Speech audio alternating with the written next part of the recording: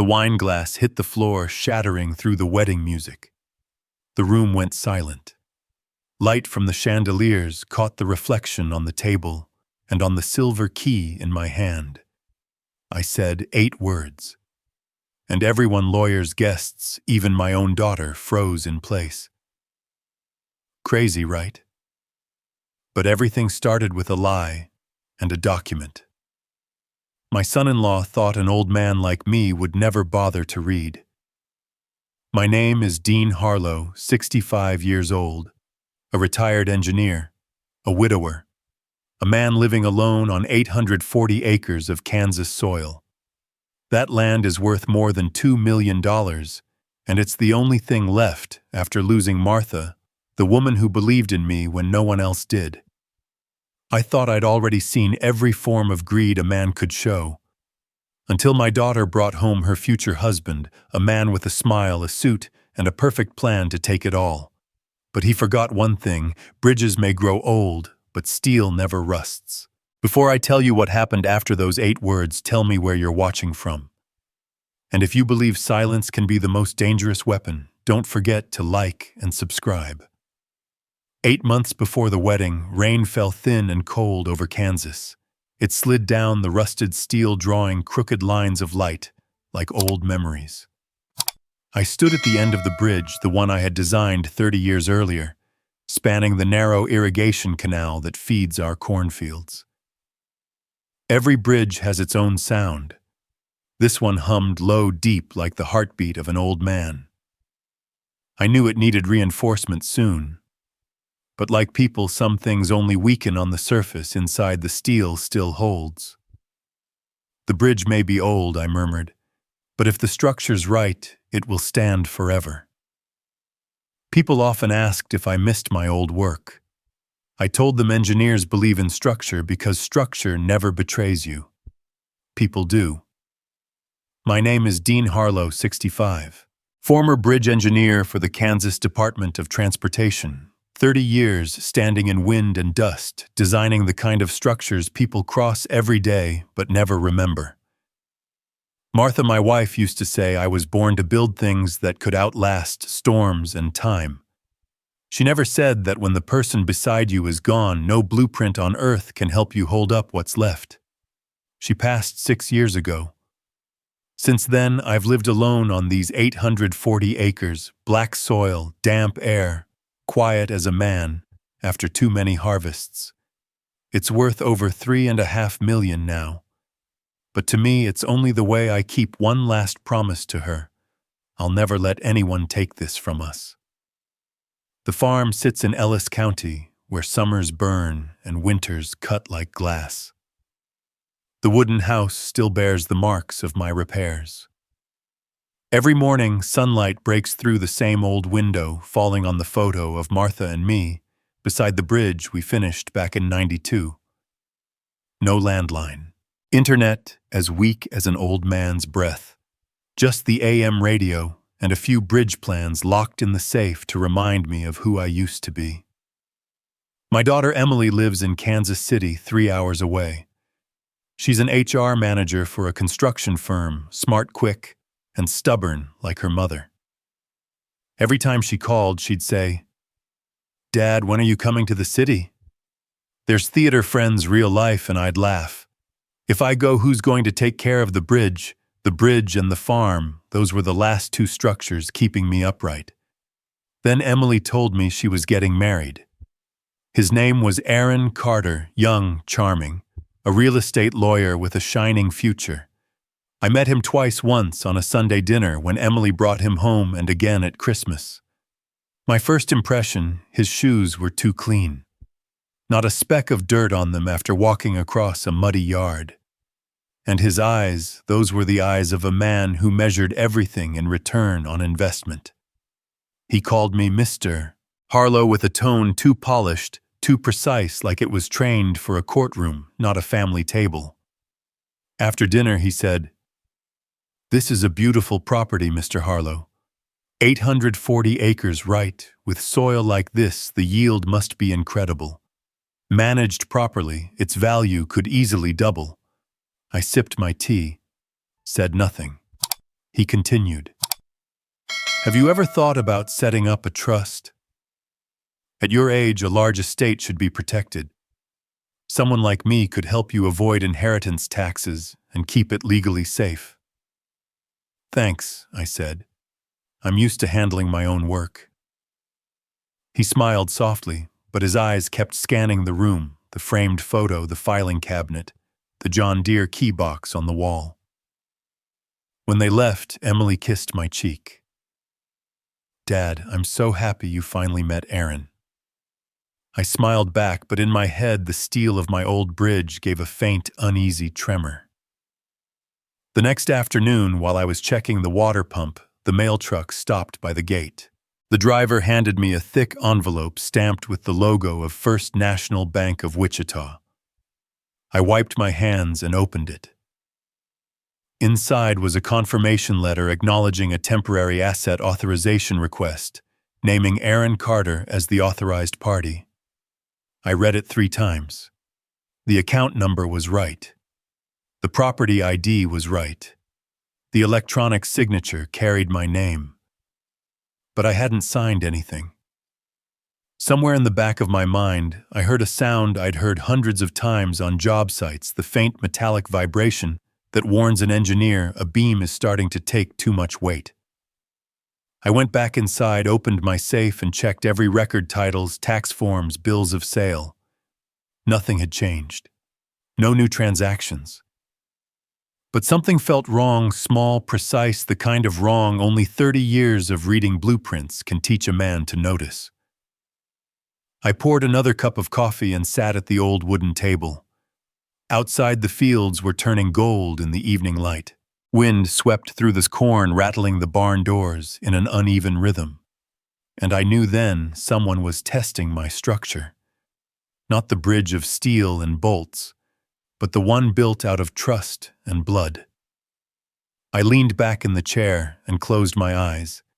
An engineer inspects his bridge before the storm, so I would inspect my family. And if someone was out there loosening the bolts, I'd let them walk right to the middle, and then we'd see who fell first. A week later, Emily called. Her voice was bright, like the world had rolled out a red carpet just for her. "Dad, come to dinner this weekend. Aaron's cooking your favorite grilled steak and apple pie." I could hear the warmth, the trust, and a quiet pride in her voice. I said yes. Their house sat outside Wichita, a quiet neighborhood of white fences, trimmed lawns, and the faint smell of air freshener spilling out the door. Aaron opened it, holding a glass of red wine. "Mr. Harlow, it's an honor to have you," he said smoothly, every word polished. His handshake was soft and damp, hands that never met real work. Emily moved between the kitchen and dining room, her eyes glowing. Dinner was served. Aaron carved the steak at perfect angles, talked about contracts and clients, then shifted his tone. "You know, Mr. Harlow," he said, "I just finished a major case asset management for a farm family up in Salina. 600 acres. They lost nearly a third of it to inheritance taxes. Sad, really. Older folks just don't get proper guidance sometimes." I cut a piece of steak, chewed slowly. "What do you think should have been done?" I asked. Aaron smiled and refilled my glass. "The smart move is setting up a trust. It protects the property, reduces taxes, keeps things legally safe. Laws change fast, one wrong line in a will, and an entire family loses everything." Emily chimed in softly, like she'd rehearsed it. "Aaron's really good at this, Dad.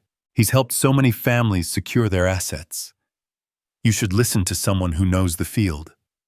I looked at her. In her eyes was complete faith in the man beside her. I nodded and set down my fork and knife. "I believe in structure," I said slowly. "If it's built right from the start, it holds." Aaron smiled. He took it as approval. After dinner, he handed me a small folder. "Just some reference material. Take a look if you'd like." The cover read, "Land Sustainability Trust" in bold type. Smooth paper, clean design, like something printed to make you feel safe. Rain started on my drive home light, but steady tapping against the windshield. Emily talked about the wedding, the venue, the flowers. I listened half-heartedly. My mind stayed on the name on that folder, Land Sustainability Trust. It sounded like something invented to make people lower their guard. That night I brewed coffee and sat under the desk lamp. I read every word. The document was written to soothe, to make anyone believe it was transparent, legal, ethical. But on page 7, I saw it one word printed small near the bottom. Irrevocable. Not revocable. Not optional. Permanent. I stared at it for a long time before closing the file. The next morning, an email came from Aaron. Subject line, a great opportunity for your farm. The message was short. Attached was a PDF of the same document from last night. At the end, he'd written, "If you agree, I can draft the first version. It'll only take a few signatures." I read it twice, printed everything, the email, the attachment, and placed them in an envelope. Then I locked it in my old wooden drawer. I didn't reply. By afternoon, Emily called again. "Did you read it, Dad?" I did. She said Aaron only wanted to help, that he didn't want me caught off guard if anything ever happened. I listened without answering. Then I asked, "Do you even know what a trust is, sweetheart?" She laughed. "Not really. But Aaron's a lawyer. He knows what he's doing." When the call ended, I stepped onto the porch. The old bridge shimmered in the fading sun, its metal rails catching the light.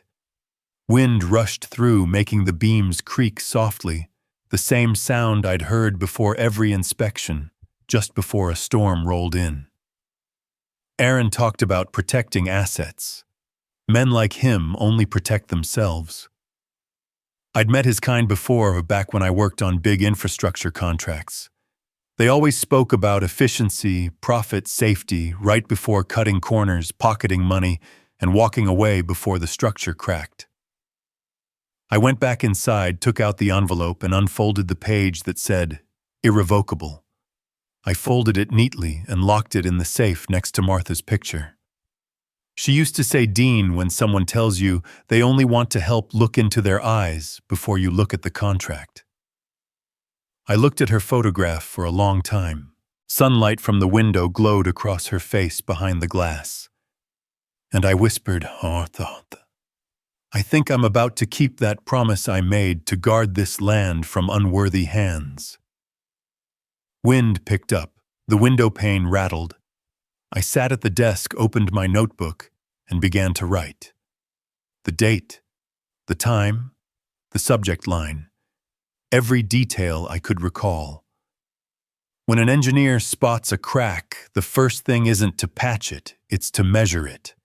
The width, the direction, the speed. I needed to know just how far Aaron Carter planned to test my limits. Thunder rolled somewhere beyond the fields. The storm was coming. Both of them. I closed the notebook and turned off the light.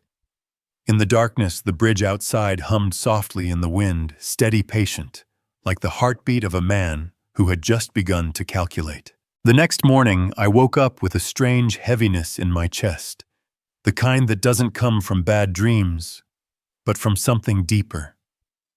Something your instincts know before your mind does. Kansas skies hung low and gray clouds dragging slow across the horizon. The wind carried the damp scent of wet soil and grass. I walked out to the machine shed to start the old tractor. At first the engine purred the way it always did.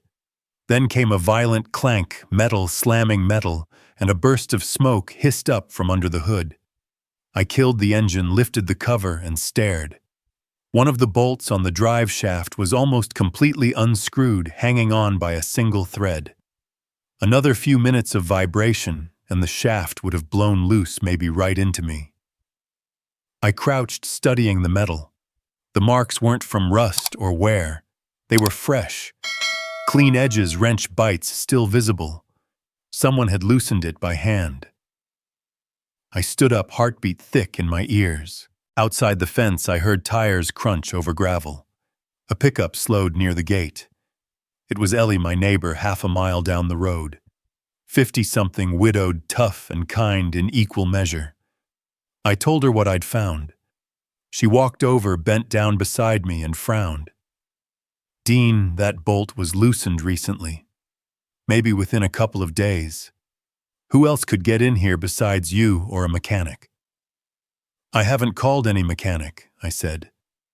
She looked around the yard, cautious. You keep the gate locked? Always.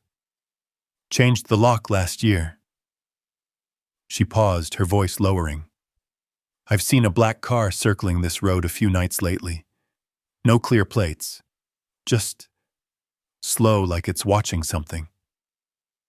I nodded, thanked her. Watched her truck disappear behind the hickory trees. But something inside me had already shifted, like a foundation beam that's just started to flex.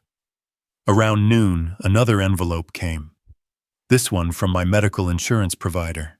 Inside was a medical evaluation report, claiming I showed signs of cognitive decline and recommending follow-up testing in 3 months. The doctor's name at the bottom stopped me cold. Dr. James Miller, the man who'd done my checkups for years. Only problem was I hadn't seen him in 8 months. I called his office. A nurse picked up, cheerful as always. I asked if Dr. Miller had filed any evaluation for me recently. I heard papers shuffling, then silence. No record of that, Mr. Harlow, she said. And the doctor's on vacation in Colorado right now. Can you check his signature on file, I asked. A few minutes later, she came back, on her voice tighter. That signature's fake. I sat there motionless. A forged medical report. A fabricated claim of memory loss. I knew exactly what that meant. Under civil law, a person deemed mentally impaired can be assigned a guardian or a legal custodian to manage their assets. And if that custodian happened to be my future son-in-law, every acre of my land would quietly slip into his control. That afternoon, Emily called, her tone bright as ever. She said Aaron was helping review some of my insurance papers. What kind of papers, I asked. Oh, just medical documents, I think. Something for the bank in case of any emergencies, she said. My throat tightened. Emily, did you give Aaron access to my medical records? A pause. Then her voice softened. Dad, he's just trying to help. He knows what he's doing. I didn't answer. The only thing I could hear was the faint wind whistling through the receiver. When she hung up, I sat there in silence, feeling the weight shift again. The structure was beginning to vibrate for real now. That evening, I drove into town to see Ellie at the farmer's market. She was stacking crates of apples. I told her about the forged report. She looked me straight in the eye. Dean, that's a setup. Somebody's trying to build evidence that you're not competent. With a doctor's note like that, they could petition a court to assign control over your estate. I know, I said quietly. That's why I can't wait for the next move. I have to move first. When I got home, I opened my notebook and wrote a new line, Day 8, forged medical report. Then I opened the old storage cabinet, pulled out the voice recorder I'd once used for site inspections, and checked the batteries. The mic still worked fine. From now on, every conversation with Aaron Carter would be recorded. 2 days later, he called. His voice was light, cheerful. Mr. Harlow, I just sent the updated version of the Land Sustainability Trust. A few small tweaks, all in your favor, of course. I told him I'd take a look. He laughed softly. I'll drop by this weekend so we can go over the details in person. When I hung up, I pressed the record button. The click echoed in the empty house, sharp and final. That night, the wind picked up hard. The windows rattled and somewhere outside the bridge groaned under the gusts. Through the glass I caught the flash of headlights on the dirt road leading to the farm. Once. Twice. Then gone. Maybe it was nothing. Or maybe it wasn't. I didn't sleep. I sat by the window listening to the ticking clock, remembering what Martha once told me when I was still a young engineer. When a bridge trembles, don't panic. Just find where the weakness starts and reinforce it. I knew where the weakness was now. It wasn't in the steel or the timber. It was in my daughter's trust. And someone was exploiting it bolt by bolt. By dawn, the air outside smelled of rust and wet soil.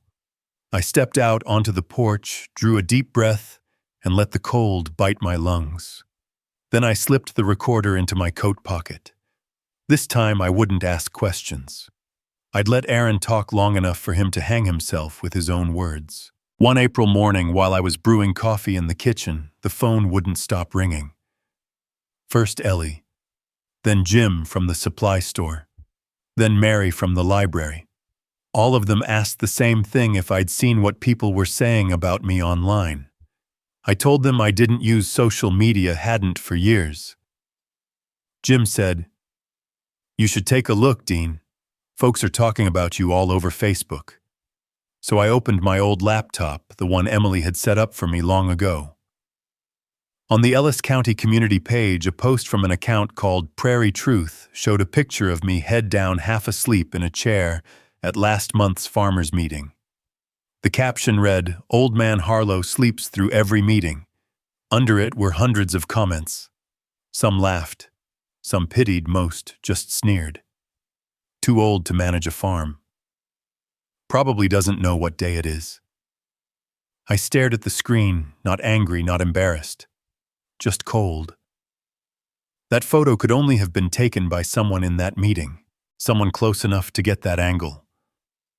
Only one person had sat across from me that day, Aaron Carter. I didn't respond, didn't comment or defend. I just downloaded the post, the comments, the timestamp, every trace of it. You don't argue with people waiting for you to lose your temper. You document. By noon, a silver Lexus rolled up the driveway. Aaron stepped out, crisp white shirt, blue tie, coffee in hand, smiling like a politician. Well, his way to confession. "Mr. Harlow, I heard what's been going around," he said, his voice dripping sympathy. "It's awful that someone would smear your name like that. If you want, I can get it taken down. I know people in media offices. One call and it's gone." I asked how he knew so quickly he worked in Wichita after all. He smiled. "Emily told me." Then he launched into a speech about how cruel the internet was to older people, how a few photos could erase a lifetime of work. My neck flushed hot.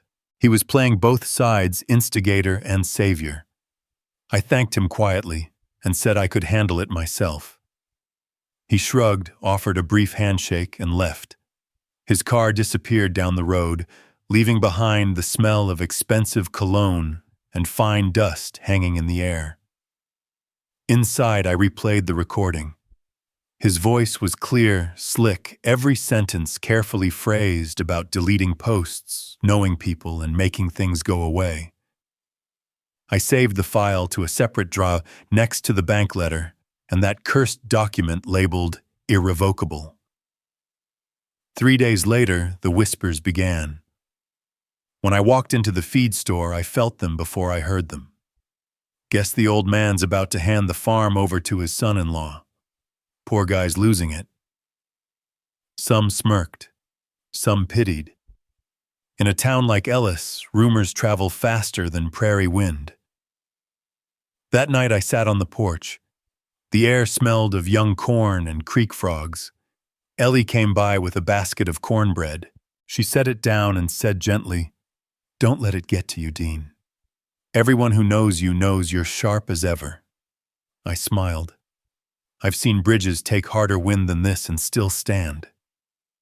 She smiled back, but her eyes held worry. Then she turned and walked home through the dark. The next morning, I made a decision. I drove to Topeka to see the only person I still trusted, Judge Linda Kavanaugh. We'd known each other since my days at the Kansas Department of Transportation. She'd retired after 30 years on the bench in Shawnee County. We'd worked together once, years ago, on a bridge project in Wichita. She knew laws and she knew people. When I arrived, she was watering her garden. Her hair was silver now, her frame smaller, but her eyes were still sharp enough to read a man's truth from his breath. We sat on the porch while I told her everything from the bank letters and the forged medical report to the Facebook post and Aaron's perfect timing to play the hero. I didn't mention Emily. Saying her name right now felt like pressing on an open wound. Linda listened without interrupting. When I finished, she put down the watering can, dried her hands, and looked straight at me. "Dean," she said, calm but firm, "I know his type. He's building a social and psychological profile, stacking evidence to prove you're unfit. Once that's complete, he'll petition the court to assign him as your guardian or financial trustee. And once you sign an authorization, you won't be able to undo it." I asked, "So what do I do?" She thought for a long moment, then said, "If he's trying to corner you into signing, let him think you trust him. Men like that only slip when they believe they've already won. That's when you'll have your window." I met her gaze. In it, I saw the certainty of someone who'd spent a lifetime decoding lies written in legal language. She added, "Dean, pride won't save you. Evidence will. Keep everything. Record every word. Don't act too soon." I nodded. "Thank you, Linda." On the drive home, the wind picked up red dust coating the hood of my truck. The Kansas sky darkened to steel blue clouds, heavy and slow. Her words echoed in my head. I was no longer defending a position. I was building one. When I reached the farm, I put the folder in the cabinet, then stepped outside to the porch. The old bridge shimmered faintly under the fading light. Its steel hummed in the wind, steady, rhythmic like a heartbeat. The game had begun. And this time I wasn't letting anyone else control the vibration. Dinner in Kansas City took place in their high-rise apartment overlooking the river. Warm yellow light. The smell of lasagna mingled with polished wood and something too perfect to be real. Emily moved between the kitchen and dining room, trying to hide the tension behind her smile. Aaron poured wine, confident, precise, someone who'd learned to control a room just by existing in it. I sat quietly listening to the clinking of forks, the hum of air conditioning, a steady artificial rhythm, like a house pretending it had a heartbeat. After the main course, Aaron slid an envelope across the table. He spoke in a calm, smooth voice. "Just a few small updates to the Land Sustainability Trust," he said. "Nothing major. All beneficial to me. No need to worry, he'd done this for plenty of older clients before." Emily sat opposite me, eyes shining with the kind of faith that can only come from love or blindness. She said at my age it was wise to set up a structure to protect what I'd built. That everything I'd worked for deserved professional management. I opened the envelope. Every page looked clean, deliberate, organized. The font was polished, the layout symmetrical, even the bank's seal, while copied neatly in the appendix, a visual trick to make people feel safe. I flipped to page 7 and stopped. At the bottom, in small print, the same word waited like a trap, irrevocable. Right where most people stop reading. I tapped my pen against the margin, then set it down. "I'm not signing," I said. "Not today. Not next week. I want an independent lawyer to review this. Someone with no connection to Wichita or to anyone you know." Emily froze for a second, then smiled too brightly. "Dad, you're overthinking this. Aaron's just trying to help. He spent so much time preparing everything you just have to sign."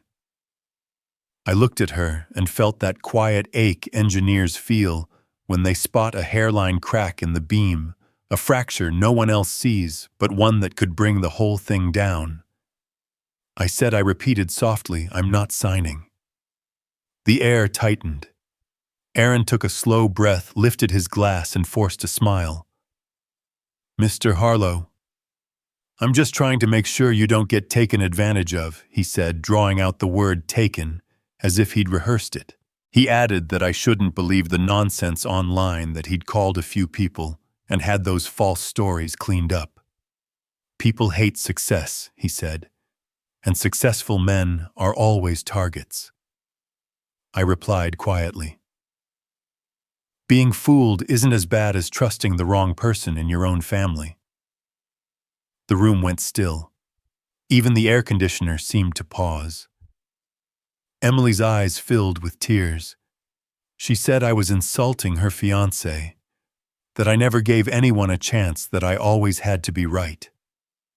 I stayed calm, reminded her about the tractor bolt that almost killed me, about the forged medical report, and asked if she'd ever bothered to ask Aaron, who sent my updated medical file to the bank. Emily stood abruptly, chair scraping hard against the floor. She said I was turning dinner into an interrogation, that I'd changed since Mom died, that I didn't trust anyone but myself. She ran into the kitchen, wiping her eyes with the back of her hand. Water gushed from the faucet, loud, relentless, like rain hammering a metal bridge after a long, dry day. Aaron followed, resting his hand on her back. Then he turned toward me, calm, confident, the look of a man sure he'd already won. "Mr. Harlow," he said, "why don't you meet with my attorney instead? It's only fair. He understands this trust structure better than anyone." "I'll pick my own," I said. He shrugged, feigning surrender. "At least sign a letter of intent then. It's non-binding. Just helps move the process along." I shook my head.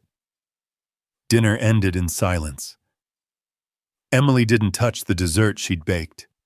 She apologized for raising her voice, said she was tired of being caught between her father and the man she loved. I wanted to say something kind, something that would ease the break forming between us, but every word felt useless. I told her to get some rest. Aaron opened the door, still polite to the point of calculation. As I passed him, the faint scent of his cologne lingered, a sterile, office-clean smell like fresh printed paper. The elevator ride down was quiet. My reflection stared back from the steel wall, an old man who still hadn't figured out how to speak to his own daughter without losing her. Outside, wind moved through the maple trees, rattling their leaves. The Kansas City skyline glowed behind me, but I found myself craving the honest dark of my fields, the hum of crickets, the creak of wood, the kind of silence that never lies. On the drive home, I thought of the day Martha died. That same week, a bridge near town had just passed inspection. I'd spotted a tiny fracture at one of the welds and told my team to measure it daily. A single gust won't collapse a bridge, but small repeated cracks ignored long enough will. Families are no different. It's not the storm that breaks them. It's what we refuse to face. When I got home, I parked, turned off the headlights, and stood for a moment, letting my eyes adjust to the dark. The smell of damp earth rose from the irrigation ditch. Inside, the kitchen clock ticked softly, each sound like a footstep from time itself walking through an old man's house without knocking. I set Aaron's envelope on the table, put on my glasses, and read each page carefully. I marked the margins, circled phrases ordinary people would skip, counted how many times independent oversight appeared compared to the buried mentions of full authority. The pattern emerged like a blueprint under lamplight. My phone buzzed. A text from Emily. Sorry for crying. I just want the best for you. Aaron's not a bad man. I typed back, I know, sweetheart. I love you. I just need time. When the screen went dark, my reflection lingered faintly. I wanted to believe her. Wanted to believe the bolts had come loose on their own. The doctor's signature was an accident, the Facebook post a coincidence. But engineers live by data, not by hope, and the data was telling me something ugly. I opened my black notebook and wrote a new entry. Dinner in Kansas City. Refused to sign. Emily cried. Aaron suggested a letter of intent. Caution high. Then I unlocked the cabinet and took out an old business card from a man I'd helped during a bridge collapse investigation years ago. Victor Lane, private investigator, former Financial Crimes Unit, Wichita. I called. A deep voice answered. He remembered me right away. I asked if he took cases involving legal firms, specifically Carter and Associates of Wichita. He paused, then said yes if I had a legitimate reason. I have both, I said. Reason and evidence. I summarized everything, the forged letters, the medical file, the rumors, the dinner. He said he'd send me a list of documents to prepare and meet me at a diner off the interstate Monday morning. When the call ended, I stood for a while. Outside, the wind had shifted colder now. I gathered everything, letters, contracts, screenshots, printed posts, and stacked them neatly in a thick folder. On the front, I wrote 2 words in black ink, Carter file. Then I blew out the small candle by the window. The faint smell of wax drifted through the room as darkness settled quietly over the roof. Steady, patient, like a bridge holding its breath before the storm. I reached the diner off the Salina Highway just after 7. The air smelled of burnt coffee and fried eggs, the kind of scent that sticks to your jacket long after you leave. Victor Lane was already there, sitting in the corner booth, a thick folder beside a bottle of ketchup. He nodded when I approached. No small talk, no preamble. Dean, he said, I found things you probably wish I hadn't, but it's better to know now. I sat down, wrapped my hand around the warm coffee cup just to steady it. He opened the folder and slid a page across the table letterhead from Mid-Plains Constructors. Aaron Carter interned here 15 years ago, Victor said. The name hit me like the clang of metal on rebar. Mid-Plains. I remembered that company. I'd exposed them for bid rigging a highway bridge near Wichita. The scandal had blown up in the papers for weeks, board meetings, firings, handshakes that never happened again. I could still see myself back then standing before a room full of engineers and county officials, tapping 2 mismatched numbers on a blueprint and saying bridges don't negotiate. People do. Victor handed me 2 more sheets. The legal consultant for Mid-Plains that summer had been someone named Carter. I read slowly, careful not to lose my place. Aaron had been there that exact year, the summer. Everything collapsed when I became the man no contractor wanted to share a drink with. Victor flipped to another section. 3 thin files labeled Nebraska, Oklahoma, Missouri. All civil suits, all involving elderly trust structures. Each one used nearly identical templates, irrevocable. Trustees granted full authority to sell, borrow, or mortgage without grantor consent. In one Nebraska case, a notary withdrew after discovering a signature inserted from a scanned copy. In Missouri, the Bar Association received complaints, but never sanctioned anyone because Aaron's own name wasn't on the final signature line, his associate's was. I ran my fingers across the pages, the dry whisper of paper sounding like sand grinding beneath a wheel. Victor continued. There's also something else. Money from those trusts, management fees, split through 3 layers, ending up in a shell called Heartland Advisory, registered out of Wichita. I asked the question that mattered most. Do you see any trace of a personal grudge? He tapped the end of his pen against the table. Could be coincidence. Could be the long road of resentment. He was there when Mid-Plains fell apart. You were the man who tore the curtain down. He watched people lose contracts, jobs, reputation. 15 years is plenty of time for a smile to turn into a plan. I didn't respond. Something inside me sank slow, heavy, but I managed to say, "Then I want evidence that'll hold up in court." Victor nodded and handed me a list of records to request county registries, corporate filings, court clerk archives from Ellis to Topeka to Omaha. He said he'd head to Nebraska that afternoon. Meanwhile, he added, you should keep playing the old man who needs help. Make him think you're still asleep. When I left the diner, I drove to the registrar's office in Hayes. The place smelled of dust and ink.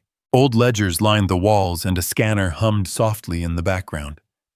I searched the name Harlow, then Carter and Associates, then pulled the property coordinates. Everything appeared untouched. No liens, no transfers, no annotations. But silence in the records can be like the silence of a predator before it moves. That afternoon, I got a call from a man named Todd Becker, a farmland broker out of Wichita. His voice was bright and oily, the tone of someone who could sell rain to a river. "Mr. Harlow," he said, "I have a client interested in buying property north of Ellis. Any chance you're considering subdividing?" "Why do you ask?" I said. "Well," he chuckled. "Word is the Harlow family's restructuring some assets, maybe offloading a parcel to optimize taxes." I said nothing. He continued.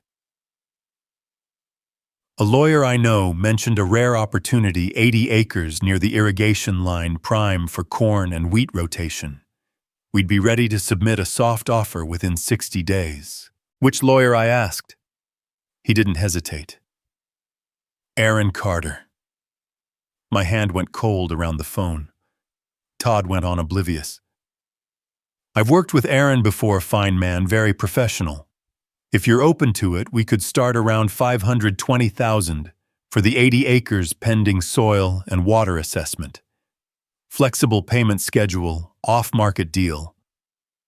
"Where'd that price come from?" I asked. "Recent comparable sales plus existing infrastructure value," he said. "Smooth as glass. No middlemen, no platform fees. Keeps it clean." I told him I'd think about it.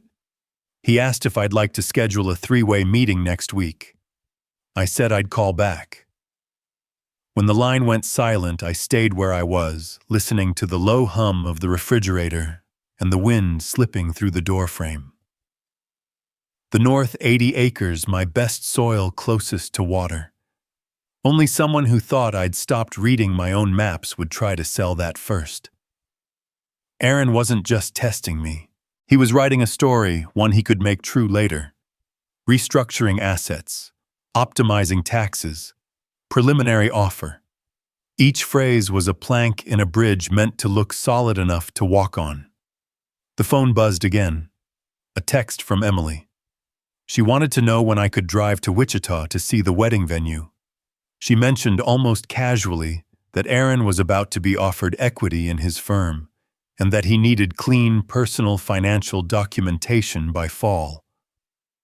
I read her words and saw her like a child standing near the edge of a bridge, smiling, unaware of the current below. I wrote back that I was busy irrigating the next few days and would call when I could. Then I opened the cabinet, took out my recorder, replaced the batteries, and tested the mic. I made a list of calls, one to Todd Becker to confirm every number and timestamp, one to Dr. Miller's office once he returned to confront him face-to-face about the forged signature, one to First National Bank to flag unauthorized access to my files, and one to Judge Kavanaugh to let her know the board had started moving. I dialed Victor again and told him about Todd's call, the price, the 60-day window. He said he'd cross-check filings to see if any temporary land or water assessments had been submitted under proxy names. The smart ones, he said, file minor forms first to hold position. If they lose, they withdraw and no one remembers. I want the buyer's name, I said. If it's Aaron, he replied, he'll hide behind a new LLC. But there's always a trail, the filing fee, the treasurer's signature, the check that clears.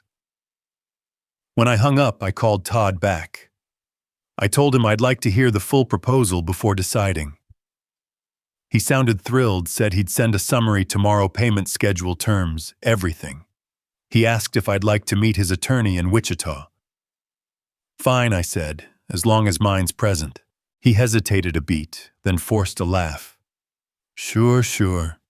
Just don't make it too complicated. My client values efficiency. When the call ended, I felt the corner of my mouth lift. If Aaron wanted a reaction, I'd give him one worth measuring.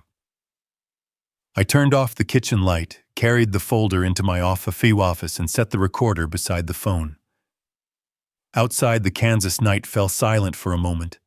Then the wind rose again, brushing the walls like something alive.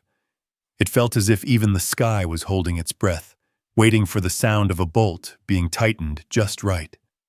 The sky over Fairhaven was clear and hard blue after a night of wind. I drove in early, the roads still empty, the air cool enough to bite. The bank sat on the corner of Main Street, its glass front reflecting a row of faded tin rooftops across the road. Sarah Lynn greeted me as soon as I stepped inside. She was sharp-eyed, the kind of person who spent her days catching human mistakes buried inside digital systems. I told her I needed to see every file submitted in my name over the past 3 months, especially anything done through the online portal. She brought up the access log, a long strip of timestamps, IP addresses, document types, and user tags. Most entries were routine. Then 2 lines stopped me cold. One labeled Temporary Asset Authorization Draft. The other, Trust Documentation. Internal review requested. Both were initiated by Carter and Associates. Both carried my electronic signature. Sarah enlarged one of the PDFs. My name sat in the bottom corner, neat and smooth, the pen stroke too perfect. She toggled the display layers and a small window appeared, Signature Overlay. She switched it off. My signature vanished. Switched it back on, it reappeared in the exact same place. This isn't a DocuSign embed, she said, frowning. If it were legitimate, the signature would be wrapped inside the document's security shell and come with a certified hash. She opened the file's metadata. Created by Carter Template Writer. Last modified IP block registered to a Wichita office. Sarah looked at me carefully. I can print the full audit trail with system timestamps and export a read-only copy under chain of custody certification.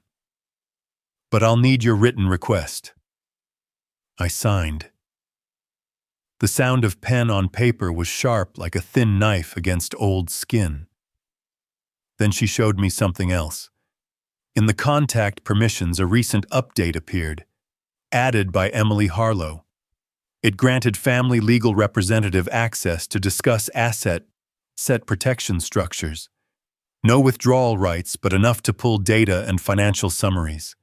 Enough for someone clever to frame it later as consultation authorized by family.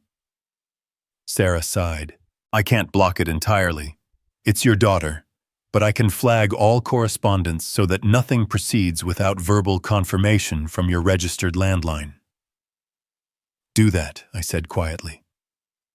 She printed the reports, sealed them, and transferred the digital copy to the bank's write-protected device reserved for disputes. Her fingers flew across the keyboard, steady, efficient. Before I left, I asked if she'd seen anything like this before. Once or twice, she said, but never this polished. Whoever's doing this, it's a full project planned, layered, rehearsed. I nodded, took the folder, and walked out. the thick paper edges pressed against my palm like a strip of cooling steel. On the drive back, I called Mark Ellison. He and I had stood on the same bridge years ago when the flood tore through a girder. He'd left engineering since then, now working as an investigator with the county sheriff's office. We met in his brick office, small and cluttered, the kind of place where truth still had to fit on paper. I laid out everything: the fake signature, the overlay, the IP address. Mark studied each sheet, eyes narrowing. He touched the corner of the printout where signature overlay appeared. If this layer's embedded, he said, we can hash compare it against other documents. If it's the same image reused, that's hard proof of fabrication. He sealed the sample in an evidence pouch, labeled it, and said he'd send it to the county's digital forensics unit. Then he'd request a subpoena for both the bank's access logs and Carter & Associates system records. I told him about Todd Becker and the phantom offer for the Northern Acres. Mark frowned. No one's stupid enough to advertise land they don't own unless they're probing for weakness. I'll check with a few contacts in Wichita, see if any earnest money or appraisal requests have hit the record yet. When he said he'd go all the way if there was any hint of elder fraud, I believed him. I left the station and stopped at a gas station on the highway. Bought a black coffee, sat by the window, and stared at the foam swirling in the cup. A message from Emily appeared. She was at the law office, she said, and needed me to confirm by email that Aaron could access the farm's financial summaries to prepare a temporary protection package. I didn't reply. The speaker above the counter was playing an old country song about dirt roads and old fathers. 2 hours later, Sarah called again. A new document just appeared in your account, she said. Pre-authorization for asset communications, signed by Emily Harlow. Timestamp 30 minutes ago, Wichita. The file granted Carter & Associates authority to receive, process, and transmit asset-related information for the Harlow family for 30 days. No authority to withdraw or mortgage, but enough to request tax, land, and service data. I've flagged it, Sarah said. No response will go out without your voice confirmation. Thank you, I said. When I hung up, the house was still. Afternoon light spread across the wooden floor like a sheet of gold. I knew my daughter wasn't trying to hurt me. She was simply standing too close to a man who knew how to use language like a key. I wanted to call her right then, to tell her to leave that office, not to sign another thing, not to let anyone use her name as a doorway into mine. Before I could, the phone buzzed again. Victor. He said Nebraska had an open case reviewing notarizations in a similar trust, and the signature sample matched mine, possibly the same overlay image. He'd send a comparison as soon as he had the original scans. Keep digging, I told him. Late afternoon, the next call came from Aaron himself. His voice was soft, but the words were heavy. He congratulated me for letting Emily officially participate in the family's asset protection plan. Said it would make everything smoother. He told me to check my email for a confirmation link authorizing the firm to receive reports in parallel with you. I turned on the recorder. I'll look it over, I said. He laughed. Time is money, Mr. Harlow. Tax law waits for no one. That night I opened the email. The link sat there innocently like a flyer on a church bulletin board. I read every line, annotated each gentle phrase. Representative authority information relay parallel access. Behind those polite words were doors that once opened would let him rewrite the story however he pleased. I didn't click. I took screenshots, noted the subject line and timestamp, and forwarded everything to Mark with a summary. If he did his part, that email alone might earn a warrant. Every IP address was a thread, and threads always lead somewhere. Then I called Emily. She answered immediately, her voice tired but bright. She said Aaron told her things were finally progressing, that she'd signed just to make sure he could handle the reports for me so I wouldn't have to drive around. I waited before speaking. "Thank you for thinking of me," I said gently. "Did you read the whole thing?" She said yes, that the lawyers knew exactly what they were doing. I told her I'd review it tonight and drive up tomorrow to take her to lunch. After we hung up, I went to my desk. I slid a new memory card into the second recorder, checked the battery, tested the mic. One recorder would stay by the phone. The other would travel in my coat pocket. I arranged the documents in order, each labeled, each numbered. On top, the printed image of the signature overlay. Beside it, the bank's time-stamped audit log. Outside, the Kansas evening turned amber. The wind picked up again, brushing through the fields like a warning, whispered just before a structure shifts under its own weight. Morning came thin and silver, the fields veiled in a skin of fog. Roosters from the southern farm called out in short, echoing bursts. I called Judge Linda Kavanaugh.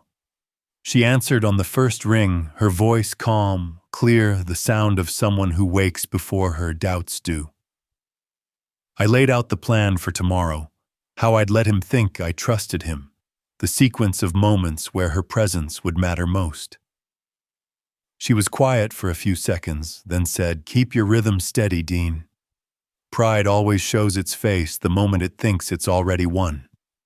She'd be in the lobby by 8:30, accompanied by a retired legal consultant who still held his license. "Don't rush," she added. "Let him talk himself into the hole." I thanked her. On the other end of the line came a small click of her pen, a sound so ordinary, yet it steadied me more than any prayer. Next, I texted Mark Ellison the final list time personnel seating layout for the ballroom and the position of the band's speakers in case we needed to amplify the recording live. His reply came in 4 words, all set and ready.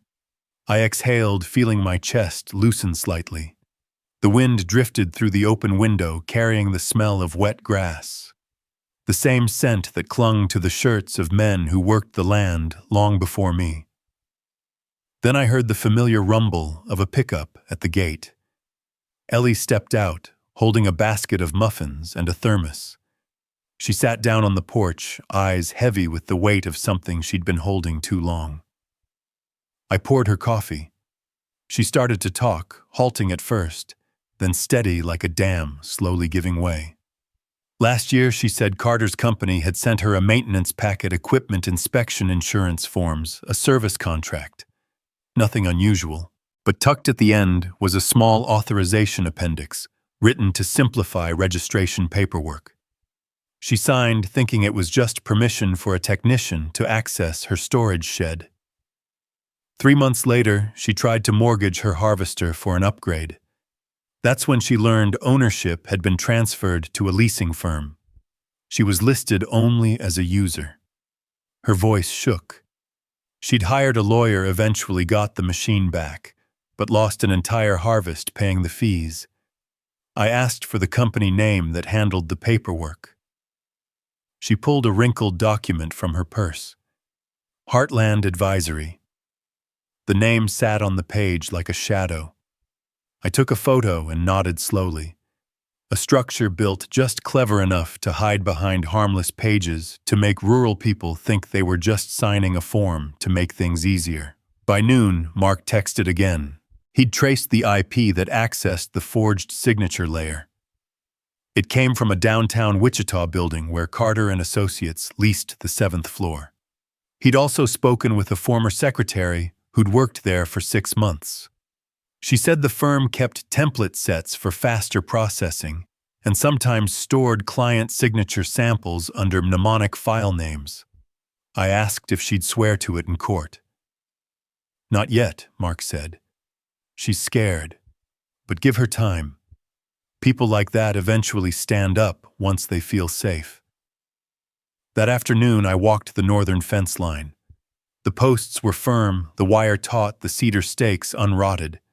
I laid a hand on each one like an old friend, whispering numbers, acreage, boundaries, coordinates, all carved into memory. From the highest point, the land spread out beneath me, rich and dark, where water still clung from the night rain. 80 northern acres, still mine, waiting for the season to turn and for the fool who thought he could sell them with his mouth. Back home, I prepared 2 identical envelopes, one locked in my desk, the other in the truck glove box. Neither bore any label a stranger could decipher, just small chalk marks, the kind workers used on concrete before pouring steel. I checked both recorders, batteries, full cards, empty. Reviewed my contact list: Judge, Linda, Mark, Victor, Sarah. Every beam of the bridge was in place, ready to bear the load when the storm hit. The phone buzzed. Emily. She said she wanted me to come early tomorrow to take a few pictures, just the 2 of us, before the guests arrived. For a brief second, something softened inside me like wind brushing across still water. I texted back, "I'll be there. Everything's going to be fine." I set the phone down, walked to Martha's photograph. Her eyes caught the fading light, alive again for a heartbeat. I whispered, "Tomorrow they'll try to take our land. But you'll see I won't let them dig it out from under us." The sunset reflected against the glass, warming her face by half a degree. Night came quickly. I locked the doors, poured a glass of water, and sat in the study with only the desk lamp on. 2 keys lay side by side. One old, worn, engraved with the faint initials D and M, a secret only we ever knew. The other, bright and polished, perfect enough to make anyone believe it was real. I slipped both into my pocket. 2 promises, one to keep the land and one to keep my daughter. The Kansas noon burned clean and high, the kind of sunlight that made even lies look honest for a moment. I drove through the iron gates of the Fairhaven estate, their hinges opening as quietly as breath. Inside the hall gleamed polished floors, mirrored glass, and the faint echo of a string quartet tuning up somewhere behind the hedges. I walked through the lobby, nodding to the event coordinator, letting my eyes sweep across the ballroom speaker placement. DJ booth emergency, exits the spare microphone tucked behind the podium. Every structure has a weak point, and I intended to know each one before the first toast. Then Emily came running. Her eyes were bright, her cheeks warm from makeup and sunlight. "Dad, you're here," she said, voice trembling just enough to betray the weight beneath her smile. "You look like your mother did on our wedding day," I told her. Her mouth trembled again, half smile, half something else. Aaron appeared behind her in a navy suit pressed so sharply it could cut glass. His tie matched perfectly, too perfectly. The kind of perfection that doesn't happen by chance. He shook my hand. Warm, dry, soft, the handshake of a man who's never held anything heavier than a pen. "Mr. Harlow," he said, "today's a big day." I met his gaze and answered, "Good day for raising a roof." The ceremony took place in the garden.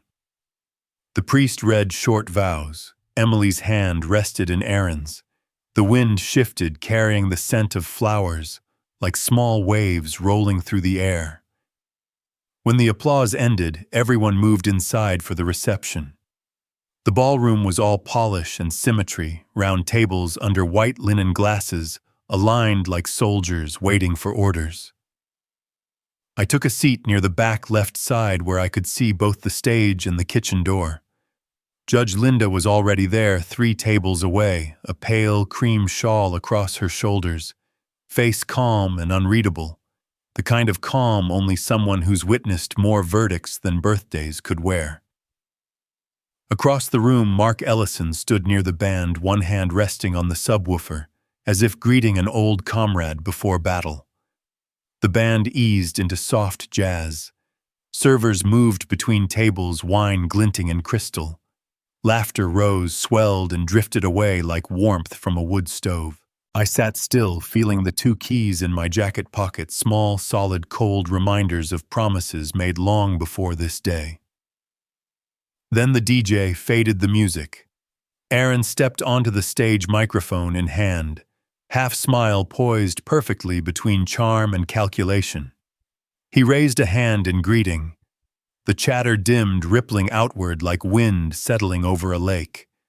He began with gratitude, guests, family, love, the future. Then he turned toward me. Today, he said, voice soft and deliberate. There's something special I'd like to share. My father-in-law, a man I deeply respect, has decided to give us an extraordinary gift. He paused, timing it perfectly. Today, he's chosen to hand over the family farm as a wedding present.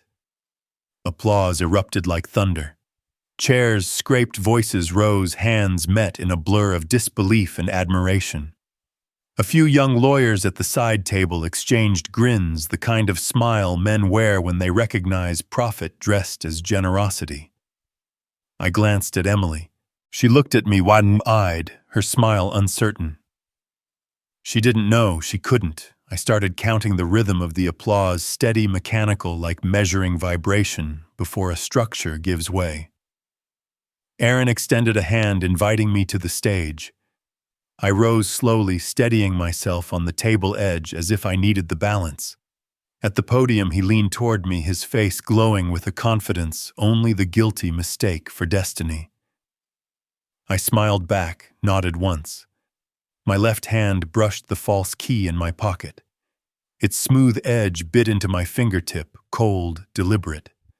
I pulled it out, raised it high. The metal caught the stage light and the room drew in one collective breath. "Thank you, Dad," Aaron said into the mic, voice slick as oil. I opened my palm, showing the key, then placed it on the linen-draped table beside the podium, directly under the spotlight. Aaron bent slightly, eyes flicking across the engraving. That wasn't there. The missing letters he didn't notice or pretended not to. Applause again, louder this time. I turned halfway, scanning the front row. Judge Linda met my gaze and gave the faintest nod, perfectly timed, as if cueing a musician to enter on beat. I set the microphone down near the floor stand, the one wired to the system Mark and the DJ had tested earlier. Then my fingers found the recorder in my jacket pocket. Aaron raised his voice above the clapping. "Thank you, sir. We'll make you proud." I saw the DJ console light up, the green signal bars dancing. Mark's lips tightened into a single line.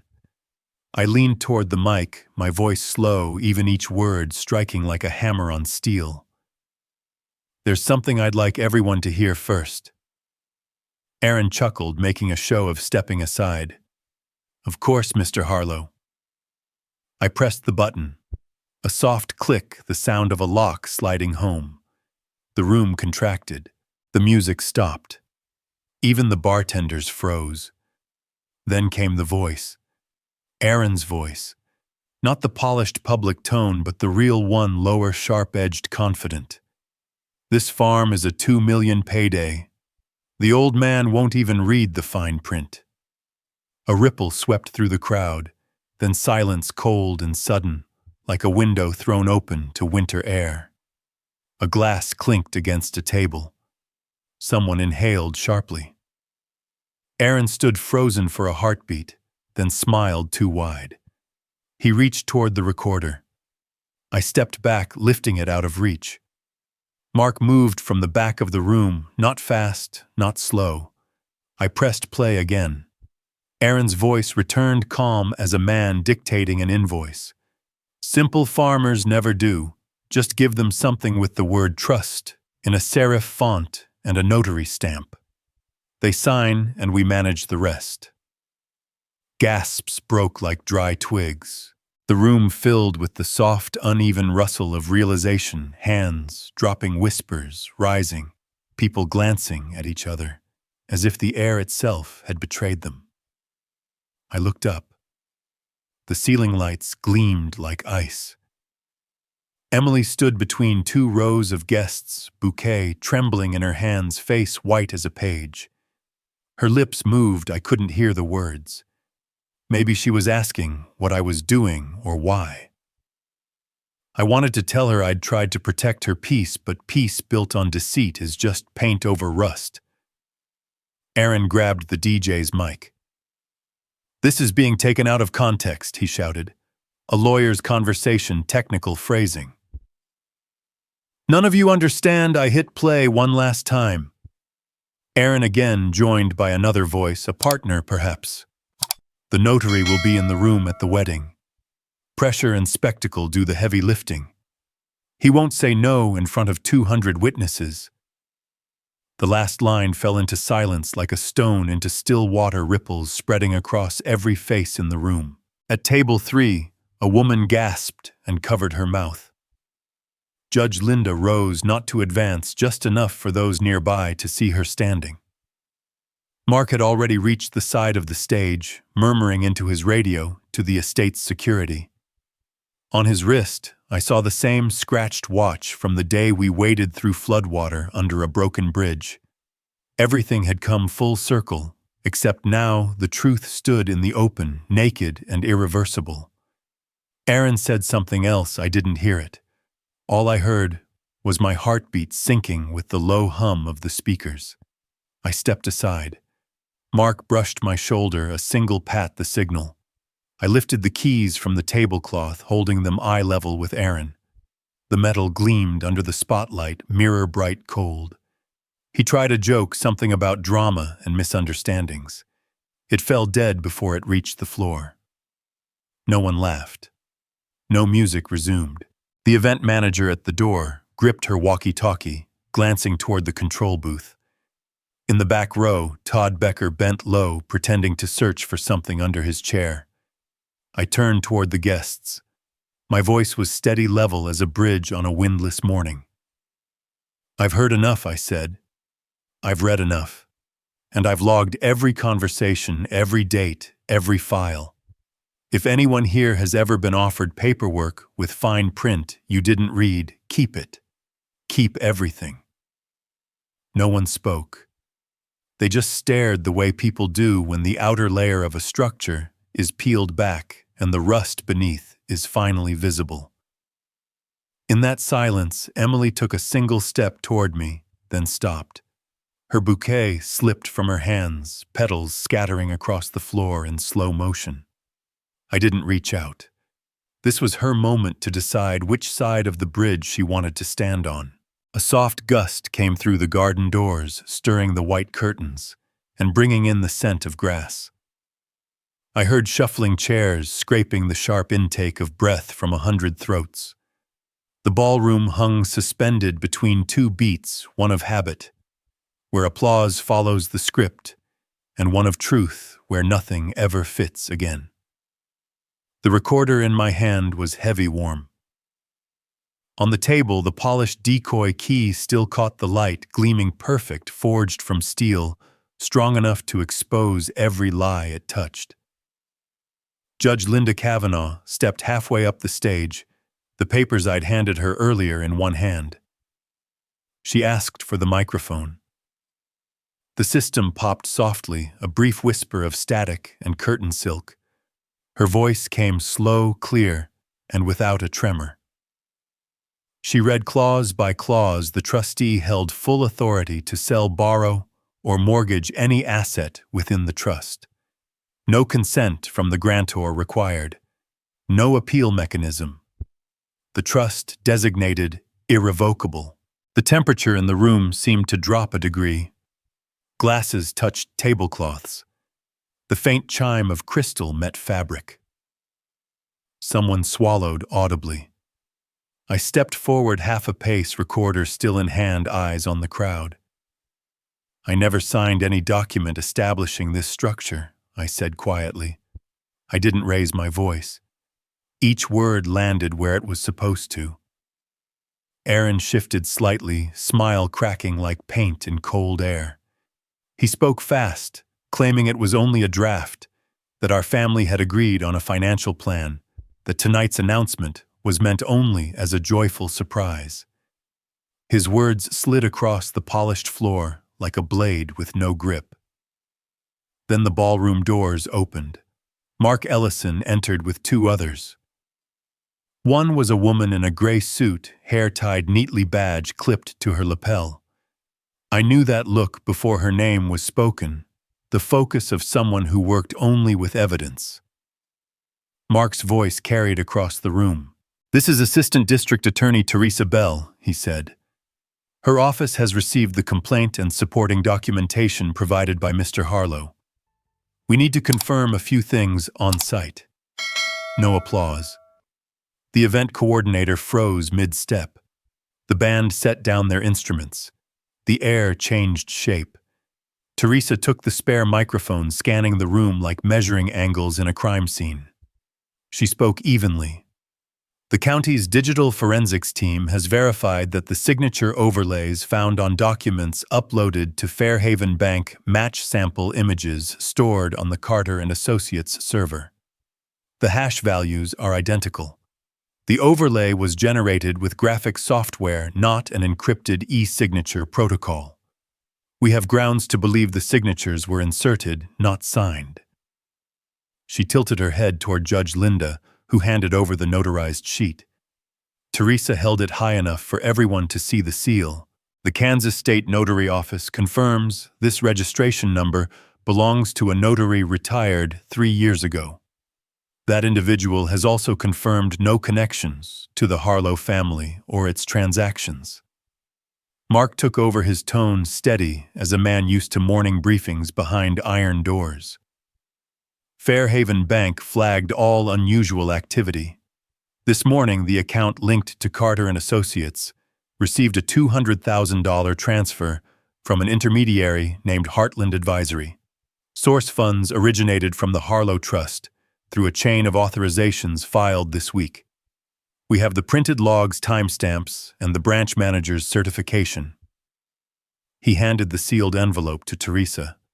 She accepted it firm and calm. Aaron broke in, voice rising slightly. He said it was a retainer fee, a consulting deposit, that everything could be explained. Teresa didn't raise her voice. "Every explanation will be heard," she said. "But at present we have sufficient indicators of elder financial exploitation, forged notarization, and unauthorized system access." Then she nodded to Mark. "That was when I noticed the 2 uniformed officers already standing by the door. I didn't know when they'd arrived. They moved forward quietly, like rising water, slow but unstoppable. One read Aaron his rights. The other approached from his right side. The sound of the cuffs opening was small, metallic, final. Aaron stepped back, scanning faces, searching for an anchor that wasn't there. He looked at Emily, lips moving, no sound. She didn't move toward him. She stood perfectly still, like wheat in a storm, bent but unbroken. The cuffs closed around his navy sleeves. The click rang out sharp and dry like a hammer checking steel. Someone exhaled. A woman at the back table started to cry. The event coordinator removed her headset and simply stood there. I looked at my daughter. Her eyes glistened, but no tears fell. She stepped forward half a pace, then stopped, realizing perhaps that every step from here would belong to another life. I spoke softly, only for her. "I didn't win," I said. "I just wish you didn't have to see this." She nodded faintly, lip trembling.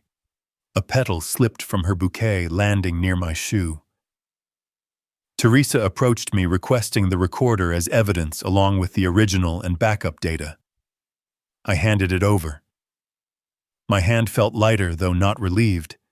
She promised a certified copy for my civil attorney. Aaron tried to speak again, louder now, forcing his voice over the low murmur, but the words broke apart as the cuffs tightened. He turned toward Mark, eyes wide with disbelief. Mark wasn't angry. He wasn't satisfied either. He simply reminded Aaron of his rights to remain silent to counsel and to stop talking now. Judge Linda placed the forged document on a nearby table. "All notary sealed copies," she said clearly, "will be cataloged and entered into chain of custody." The doors opened. Wind from the garden swept through the room, stirring the curtains, carrying a smell of cut grass and earth. The officers led Aaron out. He looked back once. The confidence was gone, replaced by something hotter. Anger, disbelief, shame. Light from the doorway struck the metal cuffs, flashing cold across his wrist. His footsteps echoed on the wood floor, fading, until there was only silence and the slow roll of petals drifting in the draft. Guests stepped aside, parting like water. Someone whispered a prayer. A server began quietly collecting glasses still half full. The DJ stood frozen, hand hovering above the play button. The band waited, eyes unfocused, caught between habit and shock. Small conversations began, faltered, started again like birds that had lost their formation. Teresa spoke quickly with Mark, giving him a list of witnesses for immediate statements. Todd Becker's name was called. He rose pale, nodding rapidly, words tumbling out soundless. An officer guided him to a corner table. Emily came to me. She didn't cry, didn't ask why. She just whispered, "I need air."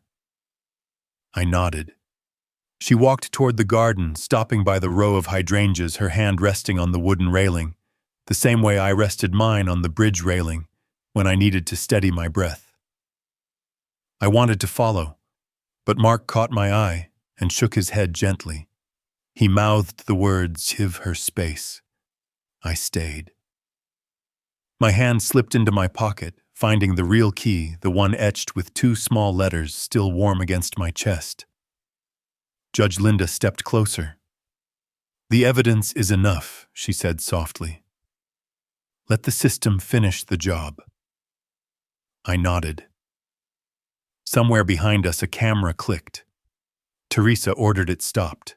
I heard her voice on the phone, calm and precise, arranging next steps. The muted roll of cartwheels followed as staff rearranged the tables for what was now something entirely different from a wedding. Teresa signaled to Mark. Their team began moving toward the exit, where county vehicles waited. The lights outside flashed once, then dimmed. Through the window, the Kansas sky stretched pale and metallic, like fresh sand-blasted steel. Wind swept across the oaks, their leaves brushing like faint applause. And for a fleeting instant, through the blur of people and light, I thought I saw Martha standing at the edge of the garden, arms crossed, watching. I didn't blink. I didn't want to lose her. When Aaron was gone, no one clapped. No one knew what to do with their hands. Someone coughed, then apologized.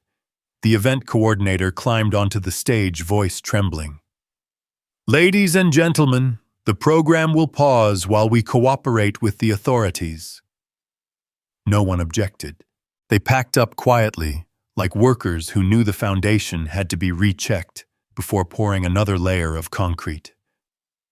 I stood still, hearing my own breath echo in my chest, like wind through a bridge beam. The wedding had become an investigation, as cold and precise as truth always chooses to be. I tightened my grip on the real key in my pocket, turned toward the garden, searching for Emily's outline, and walked slowly, following the wind. A week later, I met ADA Teresa Bell at the Ellis County office. The conference room was small, half-lit by the morning sun, slipping through half-closed blinds, streaks of light cutting across the wood table like measured lines on a draft board. Emily sat beside me, hands wrapped around a cup of water she hadn't touched, eyes fixed on the grain of the wood. Teresa opened a thick folder, pages heavy with tabs and notary seals. Her voice was low and deliberate. "The State Department of Justice has expanded the investigation," she said. "They've uncovered 3 shell corporations registered under relatives of Aaron, his father Carter Sr., and his younger brother. Each received consulting fees similar to Heartland Advisory. The total transfers from comparable elder trusts exceed $2 million over 3 years." I nodded once. Emily stayed silent. Teresa continued. "We'll need you both to remain quiet about case details until the indictment is formally unsealed." When we left the office, Emily and I crossed the small park across the street. Kansas, in mid-March, was still restless with wind. Dry leaves spun around the benches, and the low hum of highway trucks rolled through the air. Emily spoke softly. "I don't know how to make up for what I did." I stopped, turned to her. "No one needs to make up," I said. "You just have to stop before the next wrong step." She nodded, eyes red, then smiled faintly, thin and trembling like a line of wire holding steady after the storm. 3 weeks later, the trial opened. Reporters filled the limited seats allowed by the court. I sat in the second row behind the prosecution's table. Mark Ellison sat beside me. Teresa stood at the podium, composed, ready. Aaron Carter walked in without cuffs. White shirt, short hair, calm face, the kind of calm that made people forget he'd once been led away from his own wedding in chains. Behind him sat Carter Sr. His father, silver hair, proud jaw, eyes like cold iron, and beside him his younger brother, tall and narrow gaze, avoiding every direction at once. All three faced charges of systemic fraud, forged notarization, and elder financial exploitation. When Emily's name was called, I squeezed her hand before she walked to the stand. Her voice was steady, not high, not trembling. She told the court how Aaron convinced her that the paperwork was just tax protection, how she'd signed without understanding how she defended him, when I doubted how she believed love was the same as trust until she saw the evidence. The courtroom was silent. A few heads bowed. I watched my daughter stand there, her back straight, her eyes bright, and realized that courage arriving late was still courage. The prosecution called technical witnesses, IT analysts, displayed server logs and hash matches. Fairhaven Bank's compliance officer confirmed the $200,000 transfer. A blown-up copy of the forged notary seal glowed on the courtroom screen. Carter Sr. leaned toward his attorney, jaw, locked fingers tapping the table in tight rhythm. His brother wiped sweat from his forehead, staring at the floor. Aaron sat motionless, expression drained of everything. When the prosecutor asked if he wished to testify in his own defense, he simply said, "No need." On the third day, Teresa played the final recording, one I hadn't released at the wedding. It was Aaron's voice again, lower this time, almost casual. "We need old people who trust easily. After every deal, the skim goes to the family fund. Keep it clean, keep it quiet." A spreadsheet appeared on the screen, transactions lighting up in neat columns of numbers. The defense objected. Judge Linda, now presiding, overruled them with the same calm authority she once carried in private chambers. When the questioning ended, Teresa turned to me. "Mr. Harlow," she said, "would you like to address the court?" I stood, hands at my sides. "I don't want anyone else to learn this lesson through their daughter's tears," I said. "People who steal another's signature don't just take property, they take trust. And trust takes a lifetime to build." Judge Linda nodded, noting my statement for the record. The verdict came on the 5th day. Aaron was sentenced to 12 years in federal prison. Carter Sr. and his brother faced separate indictments for conspiracy and laundering. As the officers escorted them out, Aaron turned his head, scanning the courtroom. For a moment, I thought he was looking for Emily. He wasn't. He looked at me. There was no hatred in his eyes this time, only fatigue and a late understanding of something he'd mistaken for weakness. I didn't nod back. I just looked at him the way an engineer looks at a collapsed bridge, knowing exactly where the cheap steel had failed. 2 weeks later, a letter came from the penitentiary. Thin envelope. Neat handwriting slanted slightly right. I opened it under the fading light of afternoon. "You taught me a lesson I should have learned from my father. I thought I was clever, but all I ever knew was how to count profit, not consequence. I don't ask forgiveness. I only thank you for not letting me keep believing I was untouchable. The ink at the signature was heavier, like the pen had lingered before lifting off the page. I folded the letter and placed it in the cabinet with my old blueprints, not as a keepsake, but as a reminder. Every structure has its load limit, whether it's made of steel or human will. Emily walked in. "Dad." "What are you reading?" she asked. "A letter," I said. "Sad, no," I answered. "Just quiet." We stepped out onto the porch. The wind had changed again. Across the fields, the soil still shone wet from yesterday's rain, turning the horizon the color of rusted copper under the Kansas sunset. A year passed. Spring returned to the fields of Ellis. The sky was a deep-washed blue, the kind that comes only after the first storms have rinsed winter clean. Emily walked beside me, her hair tied back, wearing a sand-colored canvas jacket. She had moved back to the farm last fall and now worked alongside me every day, balancing ledgers, logging harvest yields, managing seed contracts, and maintenance schedules. Her steps had learned the rhythm of the soil. She no longer hesitated when crossing the muddy furrows. Then she said softly enough to blend into the sound of trickling water, "I want to learn how to run this farm like you. Do not to keep it the same, but to make sure it can change with the seasons. I want to understand everything from a single weld to the biggest number, so no one can ever come here again and tell us we don't know how to keep what's ours." I nodded, eyes following the irrigation ditch curving through the fields.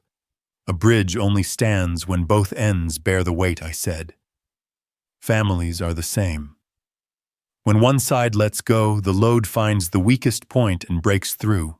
I told her stories from the old days, nights clinging to bridge beams in the rain, measuring vibration under floodlight. Tense meetings with contractors that could stretch a man's patience like cable under strain. I told her how doing right didn't always earn applause, but doing wrong always left evidence, because a bridge sooner or later tells the truth. Emily smiled faintly. "Now I understand why you always look so closely at the smallest details," she said. "Turns out the big things are just small things no one paid attention to long enough." We walked back toward the house. I poured tea while Emily switched on the TV for the morning forecast. The local anchor appeared, bright hair, neutral smile. A new federal report was being released, an interstate elder trust scam, dismantled after a year-long investigation, thanks to key witnesses who came forward. My name flashed briefly on screen, then disappeared, replaced by a chart of bank transfers. By evening, the light had turned amber across the fields. We sat on the porch steps, tea cooling beside us. Emily opened her notebook, tracing columns, marking lines with a carpenter's precision. She asked about upgrading the North Ditch filtration system, about the maintenance cycle for the harvester that had run 2 seasons, about a new drought-resistant corn hybrid a dealer was pushing. I answered each question in turn, explaining even the things she hadn't asked yet. Some things, I said, can't be fixed with money. Only patience and eyes that learn to see better with time. She listened like a field hand listens beneath a bridge, ears tuned to the vibration that tells where the wind is shifting. Night settled. I turned on the porch light. Its yellow glow spilled over the wood planks and half-empty cups. Inside, the TV murmured again, the same story, now expanded. They spoke of victims who'd recovered their assets, of a new legal aid fund starting in Wichita. Emily looked at me. "We should donate part of this year's wheat sale," she said. I nodded. Justice needs material, just like every bridge. No one drives across a span when they can see the rust from the road. Justice has to be visible. Later, the insects began their chorus. I opened the maintenance ledger and added a new line under North Wooden Bridge: repaint handrails, tighten west hinge bolts, inspect footing after rain. Emily leaned back against the porch post, eyes closed, a small, tired smile on her face, peaceful in the way steel looks once it's cooled after a long pour. Before going inside, I stood on the threshold and spoke quietly to Martha, as I did every night. We've kept what's ours, I told her. Not with noise, but by doing the small things right when they mattered. Tomorrow we'll wake up, fix a few more, and if the wind shifts, we'll recheck the welds. I know you'd nod because that's how you always believed in me, even when no one else did. Inside, I turned off the TV. On the dark screen, the reflection of our two figures, father and daughter, glowed faintly like twin lanterns lit from old oil. I put a hand on Emily's shoulder. Tomorrow morning we'll cross the North Bridge, I said. I'll teach you how to listen beneath the water to tell if the riverbed's shifting. She opened her eyes, nodded, closed her notebook and stood. We shut off the lights, leaving one small lamp burning in the kitchen, the kind of light that feels like a seed tucked into wet soil, waiting quietly for morning. At the doorway, I looked out across the dark yard. True strength doesn't shout. It lives in the act of keeping what's rightfully yours and teaching the next generation how to stand steady before the storm. And if anyone ever asks whether I got my revenge, I'll tell them no. I just measured the structure, again replaced the failed beams, and set a rule strong enough that anyone crossing will see it for what it is. Thank you for listening to my story. If you still believe that steadfastness matters in this world, share this story, leave a like, subscribe, and tell me where you're listening from among your own bridges and your own fields.